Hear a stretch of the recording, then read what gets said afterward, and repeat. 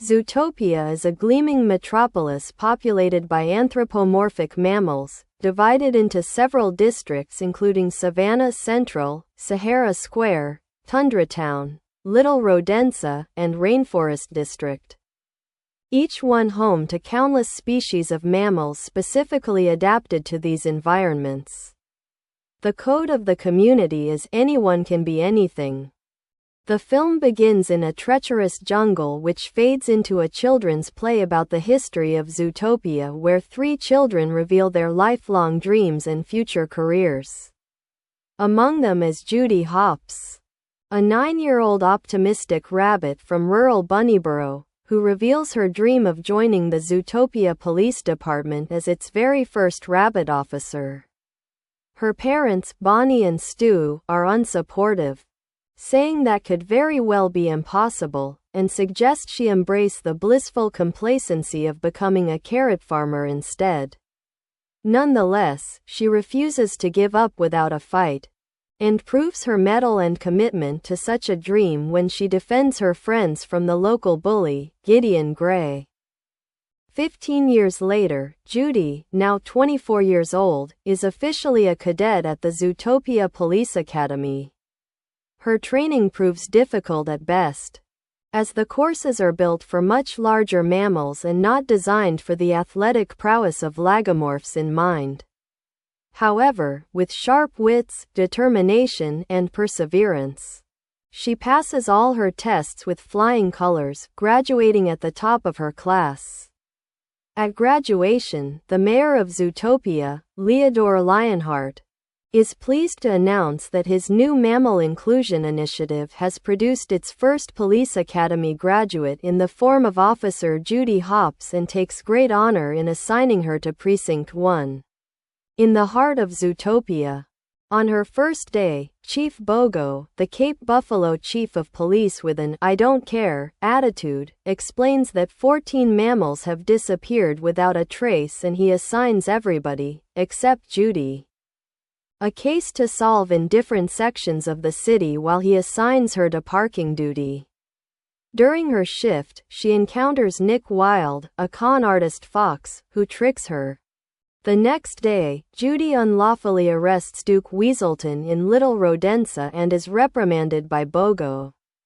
She tries to tell him she dreams of being a real cop, but he refuses to hear any of it and callously tells her that her dreams are not worth pursuing as far as he cares. Just then, Mrs. Otterton, an otter, arrives pleading for help in locating her missing husband, one of the many recently missing mammals. Judy volunteers to find him and Assistant Mayor Bellwether praises her for taking the case. Much to Bogo's dismay, left with no other choice, Bogo makes a deal with Judy. She will resign if she cannot solve the case within 48 hours. With Nick as a key witness of Mr. Otterton's disappearance, Judy locates the fox and coerces him to assist her with the investigation lest he be charged with tax evasion, to which he openly admitted and Judy recorded with her carrot pen. After acquiring Mr. Otterton's license plate number from Mystic Springs Oasis, Judy and Nick track the vehicle from the Department of Mammal Vehicles to a limousine service in Tundra Town. When they get there, Nick realizes this very limo is owned by Mr. Big, a feared crime boss who hates Nick, and the two of them are captured by 2 of his polar bear henchmen. Mr. Big, an Arctic shrew, spares their lives after learning that Judy had saved his daughter earlier and informs the pair that Mr. Otterton is his florist and had gone savage, reverted to a feral state, and attacked his chauffeur Manches, a black jaguar. Judy and Nick locate Manches at his home in the Rainforest District. Manches describes the attack on him and mentions that Otterton had been yelling about night howlers. However, before he can reveal anything else, Manches himself suddenly goes savage and chases the pair through the Rainforest District. Judy calls the ZPD for help and they escape Manches's deadly jaws by chaining him to a lamppost and swinging out from the vines. just when it looks like they're about to plummet to their deaths. They wind up tangled in vines at the foot of Bogo and his reinforcements arrive. She explains what she's learned thus far, but when she takes him back up to where they trapped Manches, he is nowhere to be found. With no evidence to back up her case, unwilling to hear any witness statements from Nick, and believing her 2 days to find Mr. Otterton have expired, Bogo reminds her of the deal they made and demands Judy to resign at once. All hope seems lost, but Nick takes a stand. Citing Bogo's pessimistic lack of faith in her due to his baseless bigotry is what nearly proved fatal on his part. Nick seals the deal by reminding him of the technicality that he gave Judy 48 hours, not 2 days, to solve this case, insisting they still have 10 hours remaining to find Otterton. With that, they head for the Skytram without saying another word. As the pair leave the rainforest district, Nick opens up to Judy, revealing that he always wanted to have friends and be part of a team, most notably as a junior ranger scout, but never had a fair chance because he was bullied by prey animals as a kid for being stereotyped as a shifty and untrustworthy fox. With that, he locked away his softer side and subsequently became a con artist, resolving to live out the sly fox stereotype, as no one saw a fox as capable of being anything else.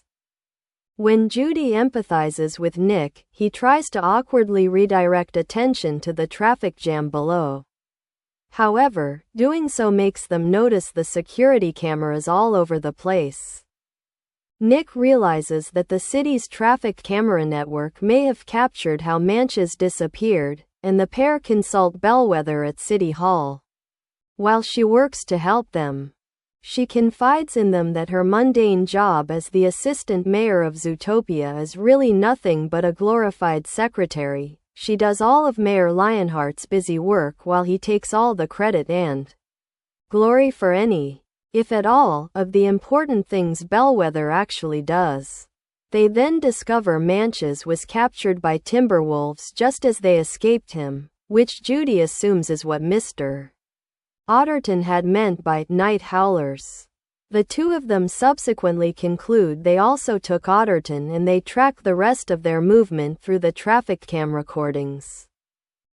Judy and Nick find their hideout at Cliffside Asylum, an abandoned sanitarium far beyond the city limits that has recently been recommissioned. With Judy's cleverness, they're able to sneak past the guards and infiltrate the facility. Judy uses her phone to document everything they find, including brand new medical equipment, and they discover all the missing mammals, including Mr. Otterton and Manches, are all contained in this very stronghold, all of which have gone savage.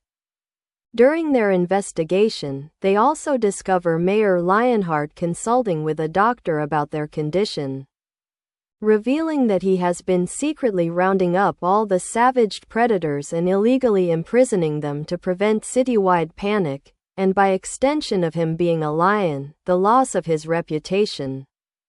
The pair narrowly escape with documented evidence and warn Bogo. The police then swarm the area, arresting Lionheart and those involved. The next morning, a press conference is held at the precinct where Judy is to be the keynote speaker. While Bogo addresses the crowd first, Nick helps Judy overcome her present stage fright. Having developed a deep and meaningful friendship with Nick throughout the course of their adventure, Judy offers him a chance for redemption at the ZPD as her partner, which Nick happily considers. She hands him an application form and seals the deal on the trust she has in him by handing him the carrot pen. However, when the time comes for her to address the public, Judy is pressured to the point where she describes the savaged mammals' condition as them reverting back to their primitive savage ways, which effectively and categorically labels all predatory animals as predisposed savages. This also seemingly confirms Judy's secret bigotry against foxes to Nick. When she finishes her statements and returns to Nick, he confronts her, demanding to know if any of the trust he thought they established is real. He puts it to the test, and when she instinctively reaches for the fox repellent, which he had known she had in her possession from the very first infinitesimal second they met in the ice cream shop, he is gravely disappointed to have all the confirmation he needs to believe that they were never friends. He morosely hands her back the employment application form fully filled out and walks out on her offer, deciding for both of them that she should never have a predator as a partner. When fear and discrimination against predators spreads across Zootopia, pop star Gazelle holds a peaceful protest and publicly asks for the harmonious Zootopia she loves and cherishes to be restored. During this time, Judy and Bogo are summoned to the mayor's office and she begins to see the damage she's caused. Clawhauser is being transferred to records downstairs due to all the civil unrest regarding predators, believing that one such as himself shouldn't be the first made apparent in a police precinct. In City Hall, the newly appointed Mayor Bellwether explains to Judy what she represents to those who fear for their lives against the predators and offers her the opportunity to be the public face of the ZPD. However, Judy denounces the civil unrest she incited as anything but heroic and reminds both Bellwether and Bogo of the sacred oath she swore as an official officer of the law to serve and protect the city. Above all else, racked with guilt over violating her oath, she outright resigns from the ZPD and walks out on both of them altogether. Returning to Bunnyborough, a depressed Judy rejoins the family business as a carrot farmer. However, she later learns from her parents and reformed childhood bully, Fox Gideon Gray, that night howlers are toxic flowers that have severe psychotropic effects on mammals. Realizing they are the last piece to the puzzle Judy was missing from her case all along, Judy returns to Zootopia and searches for Nick. When she finds him, she tells him she believes predators are being targeted and subjected to going savage against their will. At first, Nick wants no part of her or her investigation after the way she hurt him. She tearfully apologizes to him and swears to make things right if he helps her clean up the mess she made. After Nick forgives Judy, they successfully reconcile and set sail, planning to follow the night howlers to their culprit.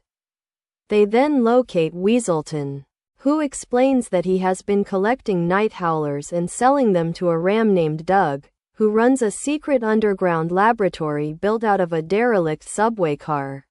The pair find the lab and discover Doug creating a night howler serum which he has been injecting into predators via paintball-like pellets fired by an air-powered sniper gun. Judy and Nick manage to incapacitate him and activate the train car intent on racing it back to the ZPD with the evidence. They fight off Doug's henchmen, but the skirmish ends with the pair crashing the car into a dead-end subway station and it explodes with everything in it. All hope for their case is lost before Nick reveals he managed to save the case containing the paintball cannon and a sample of the serum.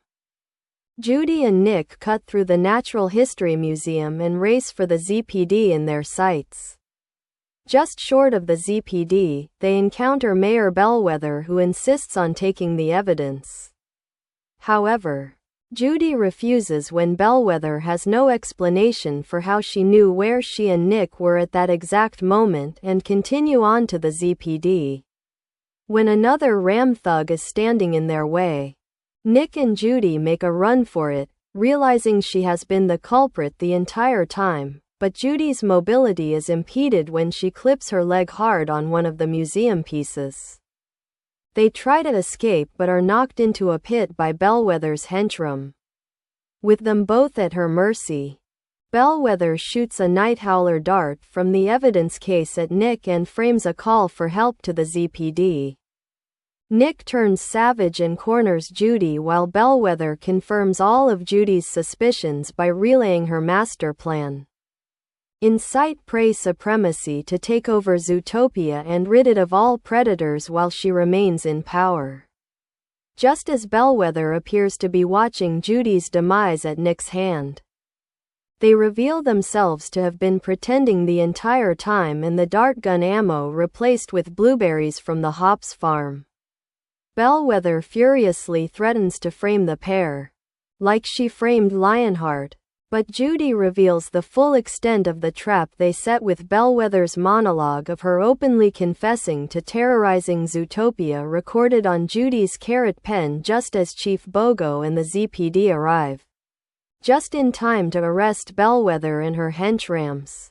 Upon being informed and interviewed about the matter on the news, Lionheart denies any knowledge of Bellwether's plot, but admits to having illegally imprisoned the savage predators for the sole purpose of protecting the city, claiming it to have been the wrong thing for the right reason. The predator-prey racism subsides as an antidote is discovered for the effects of the night howlers and all the infected predators, including Mr. Otterton and Mr. Manches, are cured and rehabilitated. Months later, Judy is reinstated back in her place among the ZPD, and she acts as the keynote speaker addressing the newest police academy graduates, of which Nick is amongst. As she pins on Nick's badge, she announces that Zootopia may not be as perfect as advertised, but the effort to make it so is worth the struggle as long as there are still animals out there who believe in every bit of the community the city stands for, and change starts with everyone.